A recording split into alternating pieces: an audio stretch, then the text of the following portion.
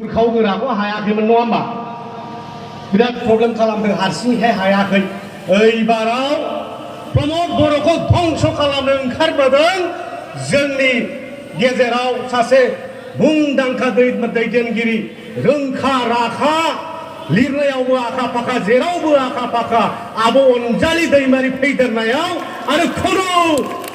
माने बेहाय गसंथानो हानाय खुनु सुथुर गैला आरो मालाय गैला अट'मेटिक जोंना सुथुरफोरा जोबस्रांखासिगोन आरो मालाय आं थांनाय मोनायाव सिमां नुफ्लांदों आरो मालाय थांनाय मोनायाव सिमां नुबाय हर गेजेराव नुदों हरनि 2टाल' जादोंमोन सोरांजोबाना बे समावहाय मा सानफ्लांखो बोरै बिदिनो बे फुजा खाथि नालाय दाथ' बेखौ देखायबाय थानोसै ना एखे सुथारलायनाय मानाय मैसासुरखौ अभिशाप होलायनाय मानाय बेखौ नुहैबाय थाबाय आरोखि आं दाना उनाव जोबथारनायाव सुथारनाया सोर जाखो आब' प्रमिला रानिया दिनै हिराचरनिखौ दुब्लियाव सुना होबाय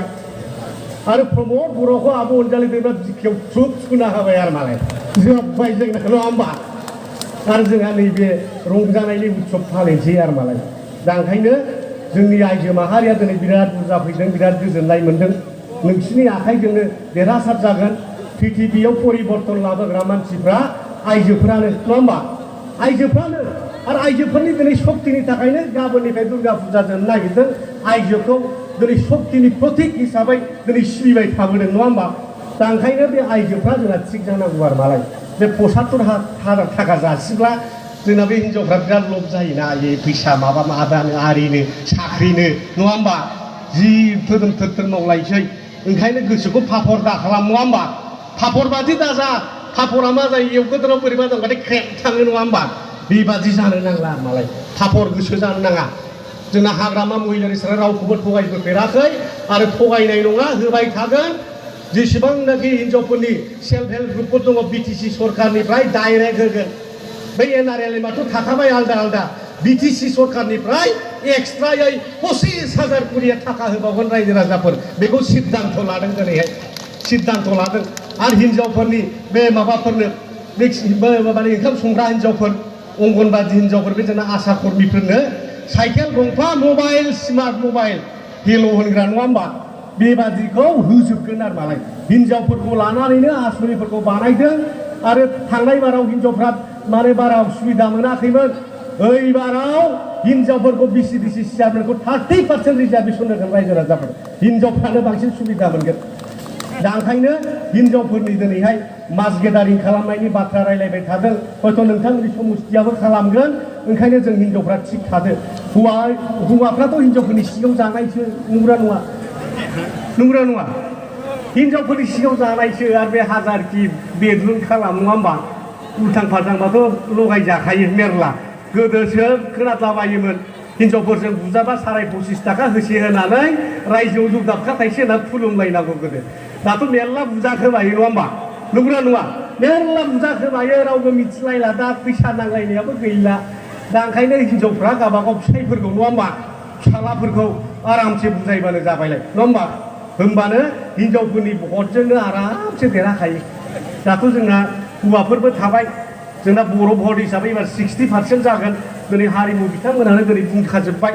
आरो बे बिटिनि सुक्तिनि खोथायाव आं बुंनो नागिरला दा रायजो राजा नोंथांमोन मोनसे आरो सिमां नुबावदों आङो दाना सिमां नंला बे मोगथाङाव जाबाय उन्दुनोथ' हायाखिसैना 2टानिफ्राय दाना मबाइलाव बे रामायण महाभारतनि माबा होआ होमबा दा होयोना होआ महाभारतनि श्री कृष्णमोननि ओरै गावलायनाय अर्जुनमोननि गावलायलायनाय दा बेखौ नायबाय थादों आरोखि ओमफ्राय थाङै सहैबाय कर्णजों अर्जुनजों गावलायलायनायाव सहैदों आरो मालाय दा बेहाय मा जादों कर्णनि रडा गोदोबाय नङा होमबा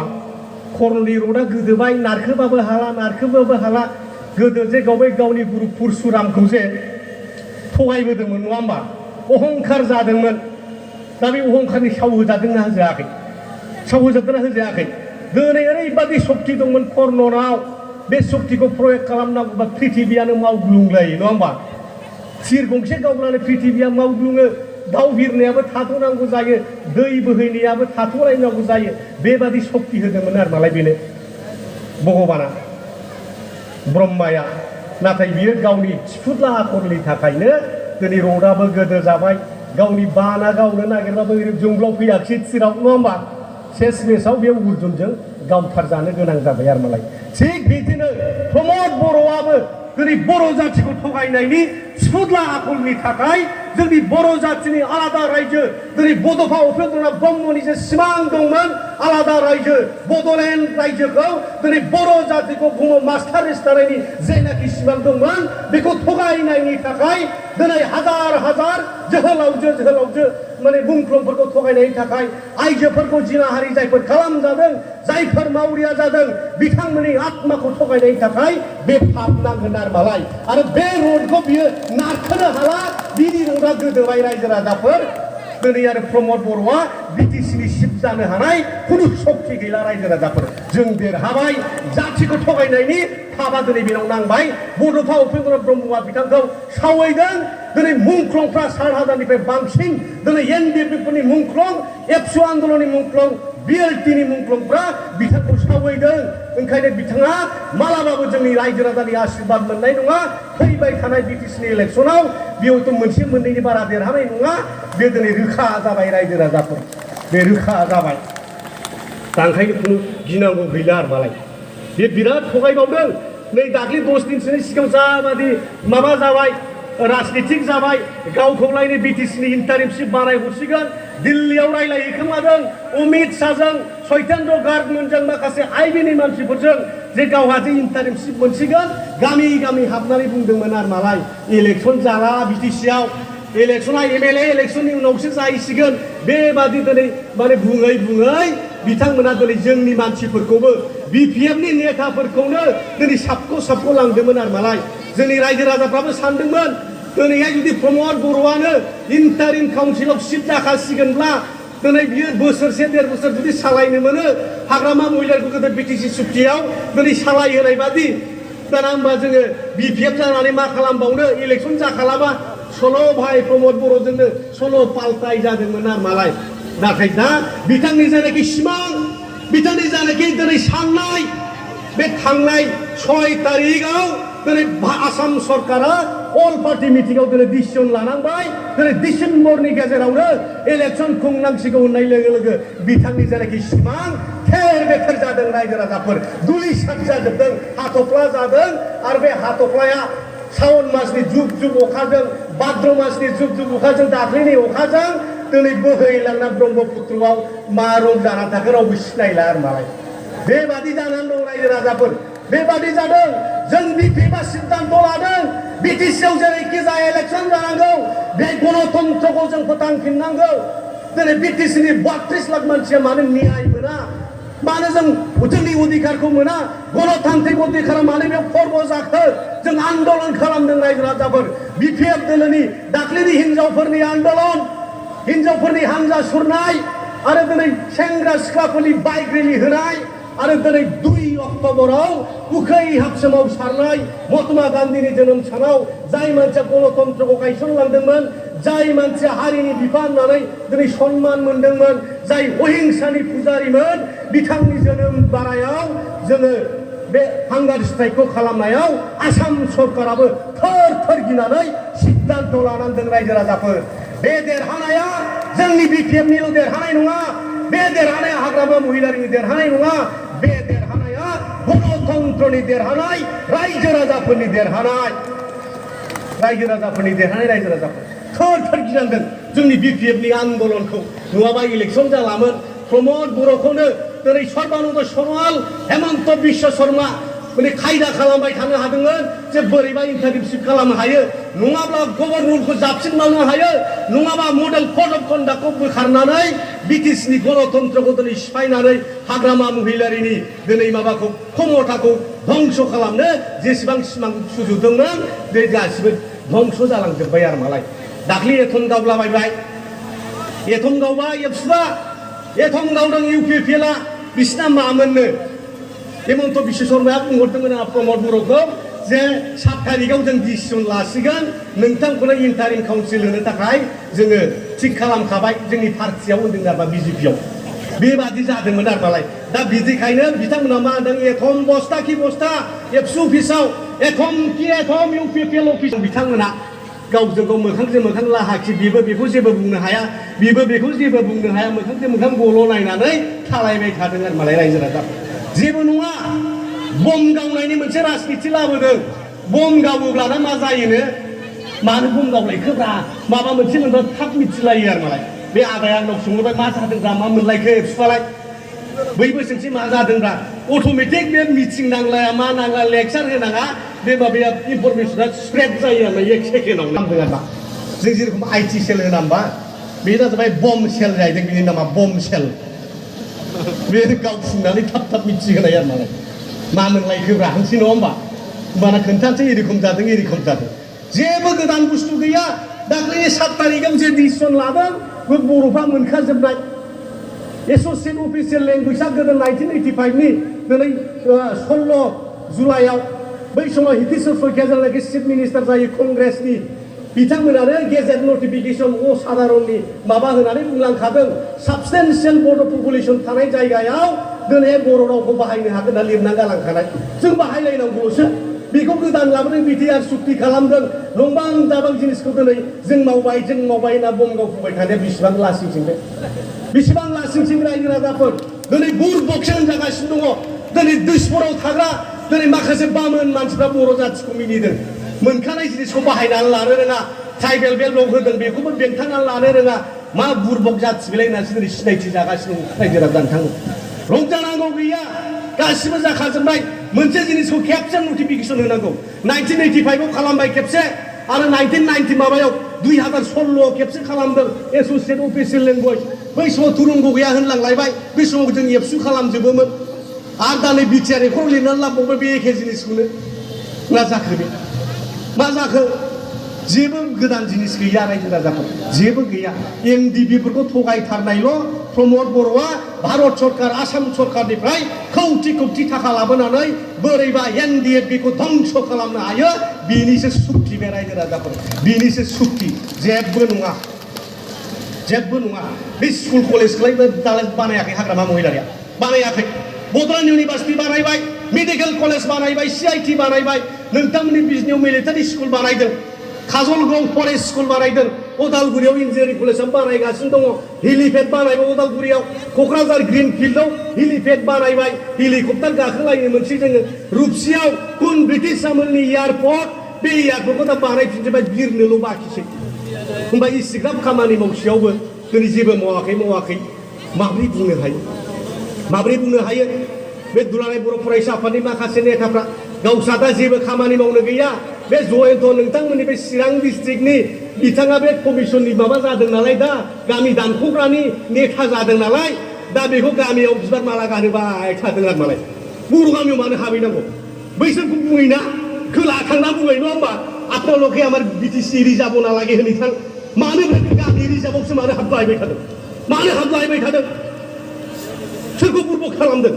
बैसोरखौसो बुजायहैनांगौना जोंनि बिटिसिआव था नोंसोर होननानै बबे गामिखौ दानख'नो नागिरदों दसेबो गामि दानख' होआ जों रायजो राजाफोर नायनि सोर बे दानख'ग्रा जों गसंखागोन जों आरो अलरेडि एनडिएफबिनिफ्राय दाख्लै बिथांमोना मेम'रेन्डाम हैखाबाय बिटिसि एबा बिटिआर एखौ रिभिउ खालामजोबनांगौ होननानै अलरेडि मेम'रेन्डाम साबमिट जाबाय रायजो राजाफोर आरो बेखौ दा एबसुनि नेताफ्रा इमप्लिमेन्टेसन खालामनांगौ रुपायन खालामनांगौ होननाया जेबो जाला दा दिनदान जानानै थाबाय बे रायजो राजाफोर नांगौबा हाइकर्टआव केस होगोन जोङो मा कमप्रेहेन्सिभ फाइनाल मोनसे जातिनि समस्याया मोनसे सुक्तिजों जोबो नामा मा अधिकार दङ प्रमद बर'आ दिनै एनडिएफबिनि मोनब्रै संगठन बिथांमोननि आफादफोरखौ थगाय सुक्ति खालामनानै दिनै बर' जाथिखौ मानो थगायनो नागिरदों नों मावनो हाया जों दं नङा होमबा बर'आ प्रमद बर'ल' गोरों जाखो ना माखो ना एबसुनि प्रेसिडेन्ट बेल' जानो हायो नामा जोंनि फिसाफ्रा जानो हाया मा मानि दं बेहाय दिनै मानो फाइनाल एन्ड कमप्लिसन जानांगौ जों आलादा रायजो मोनबाय नामा जों मोनदों नामा मोनसे जातिनि समस्या खेबसेजोंनो जोबो नामा गोदान समस्या फैयो दिनै नों बेहाय फाइनाल एन्ड कमप्लिसिभ लिरनानै अरायनि थाखाय नोङो बे गुदुंखौ जोथेनानै गारबोब्ला जागोन नामा हाया रायजो राजाफोर गोदोबो रामायणाव हाबोआखै नङा होमबा हादोंसो बारलिजों सुग्रीबजों बिदा फंबाय बिबाजैखौ गोसोथोलायलायनानै नङा होमबा ओजों सुग्रीबजों लोगो जाबाय ओजों बिबाजैखौ गोसोथोयो बिदाखौ ओरै खांख्राइ गुदुङाव बेरायलाहैनानै बिबाजैखौ गोसोथोबाय नालाय गुदुं जोथेना गारबोनाया दालाय बबे गुदुंजों ओंखारबोआ दालाय खांख्राइ गुदुंजों ओंखारबोदों नङा होमबा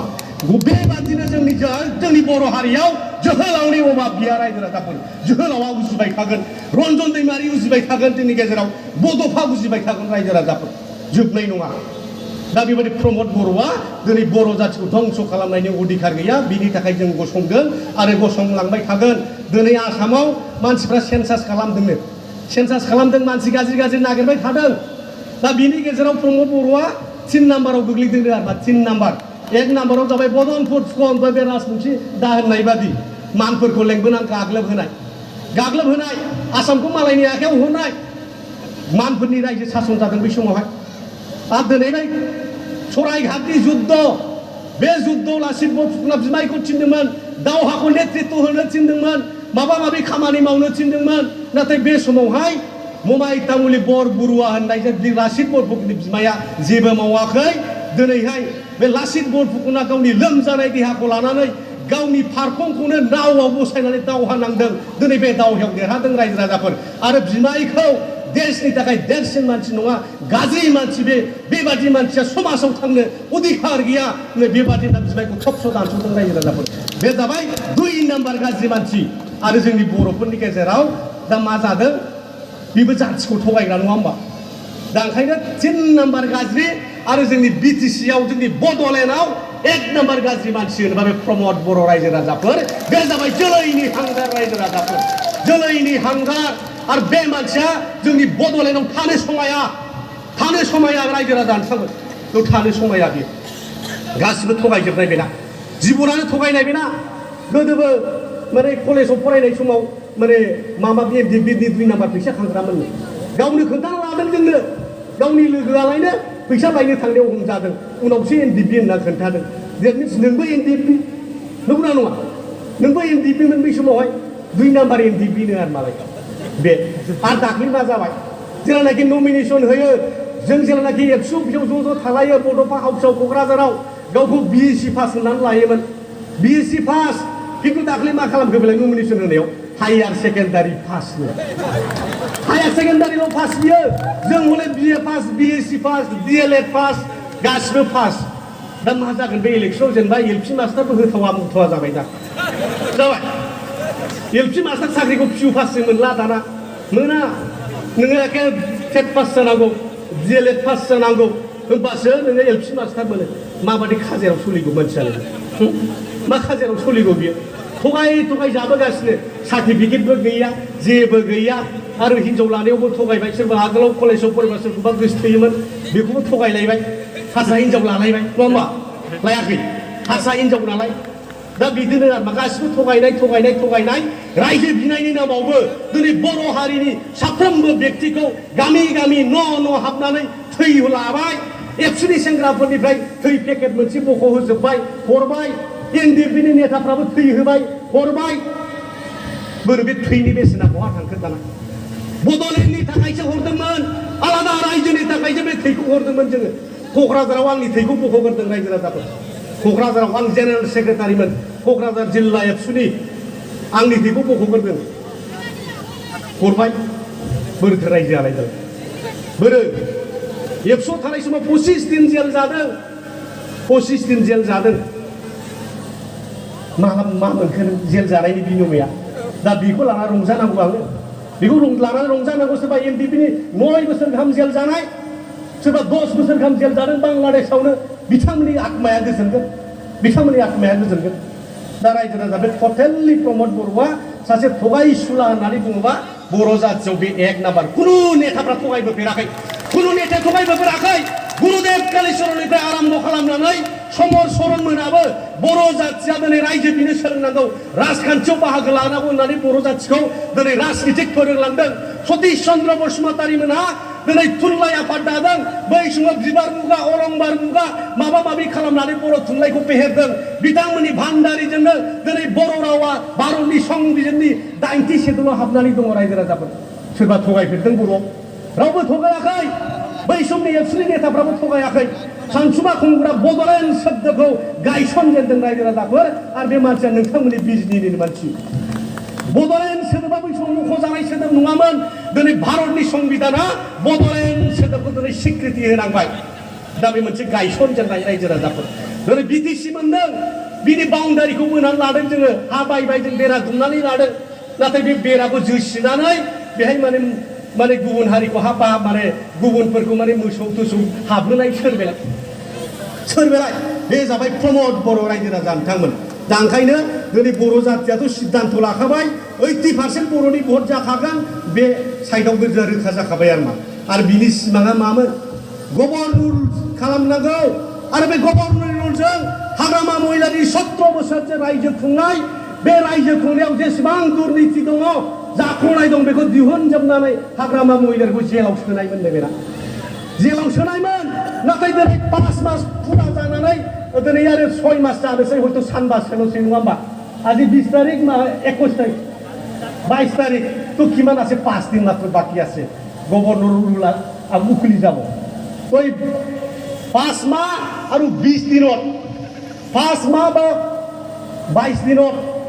আজি হাগ্রামা মহিলারি দুর্নীতি আজি স্বয়ং গভর্নরে উলাই দিব পারা নাই রাকেশ প্রসাদ ডাঙরিয়া উলাই দিব পারা নাই এটুয়ে প্রমাণ করে যে 17 বছরত হাগ্রামা মহিলারি ডাঙরিয়ায় কোনো একটা দুর্নীতি করা নাই কোনো একটা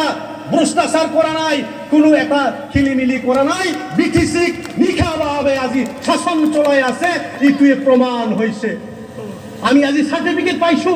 আমার মাজত আজি বিরোধী দলে সার্টিফিকেট দিব নোখোজে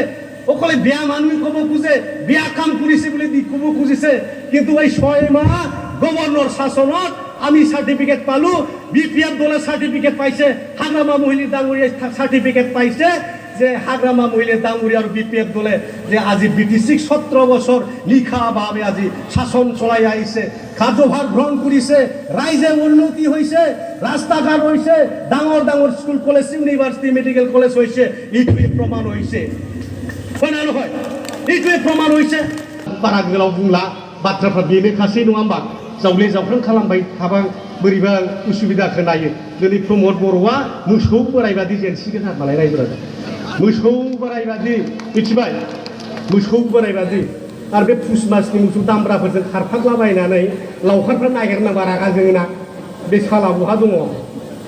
बहा दं नागिरै मोनबाय बहाबा खनायाव गांसेया बुरुद बुरुद जादों सानसे थाल्ला दामब्राफोरजों खारफाबाय उदाया सुदाया मालायखौ सौखे सौखा दाना लावखारा रागा दाना फाल्टाम फुल्टाम माखौबा बुलाय खर'आव बुलाय सिनस्रियाव बुलाय अहेबाव बुलाय लाबो गलिसिम लाबोनानै खाखांना फाल्टाम बुबाय दिनै न' बिगुमासो बुंनाय दाबुसै गलियाव बुनो हामा दाना अखानायै मा जाखो बे मोसौआ जिगाब गोरानखौनो जाना मोदै रुखु फुङाव दाबो नुगोन आरो मालाय